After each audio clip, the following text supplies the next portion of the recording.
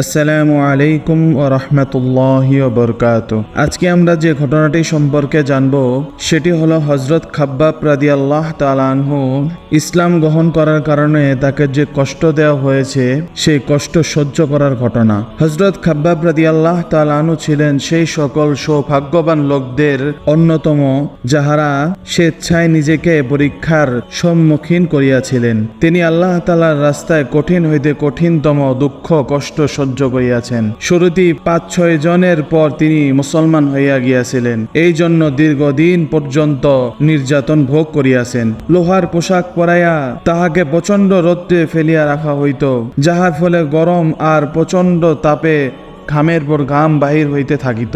অধিকাংশ সময় উত্তপ্ত বালুর উপর শোয়া রাখা হইত, ফলে কোমরের গোস্ত পর্যন্ত গলিয়া খসিয়া পড়িয়াছিল। তিনি একজন মহিলার গোলাম ছিলেন। মহিলা সংবাদ পেল যে এই ব্যক্তি মুহাম্মদ সাল্লাল্লাহু আলাইহি ওয়াসাল্লামের নিকট যাওয়া আসা করে। উহার শাস্তি স্বরূপ সে লোহা গরম করিয়া তাহার মস্তকে দাগ দিত। দীর্ঘদিন পর একবার হযরত উমর রাদিয়াল্লাহু তাআলা আনহু তাহার খেলাফত জামানায় হযরত খাব্বাব রাদিয়াল্লাহু তাআলা আনহু এর নিকট তাহার নির্যাতন ভোগের বিস্তারিত ঘটনা জিজ্ঞাসা করিলে তিনি আরজ করিলেন যে আপনি আমার কোমর দেখুন। হযরত উমর রাদিয়াল্লাহু তাআলা আনহু তার কোমর দেখিয়া বলিয়া উঠিলেন, এমন কোমর তো কাহারও কখনো দেখি নাই। হযরত খাব্বাব রাদিয়াল্লাহু তাআলা আনহু আরজ করিলেন, প্রজ্বলিত কয়লার উপর আমাকে শোয়া টানা হেঁচড়া করা হইয়াছে। আমার কোমরের চবরি ও রক্ত দ্বারা ওই আগুন নিভিয়াছে।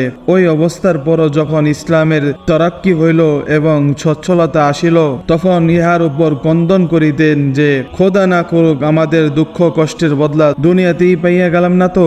হযরত খাব্বাব রাদিয়াল্লাহু তাআলা আনহু বলেন, হুজুর আকরাম সাল্লাল্লাহু আলাইহি ওয়াসাল্লাম তাহার অভ্যাসের খেলাফ খুব দীর্ঘ নামাজ পড়িলেন।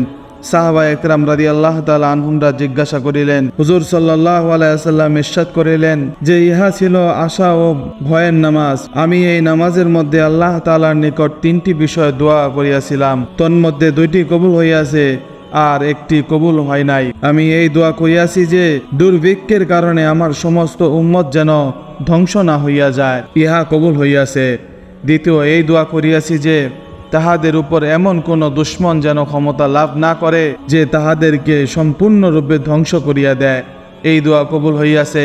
তৃতীয়, এই দোয়া করিয়াছি যে তাহাদের মধ্যে পরস্পর যেন ঝগড়া বিবাদ না হয়, এই দোয়া কবুল হয় নাই। হযরত খাব্বাব রাদিয়াল্লাহু তাআলা আনহু ৩৭ হিজরিতে ইন্তেকাল করেন এবং তিনি সর্বপ্রথম সাহাবী যিনি কুফায় দাফন হইয়াছে।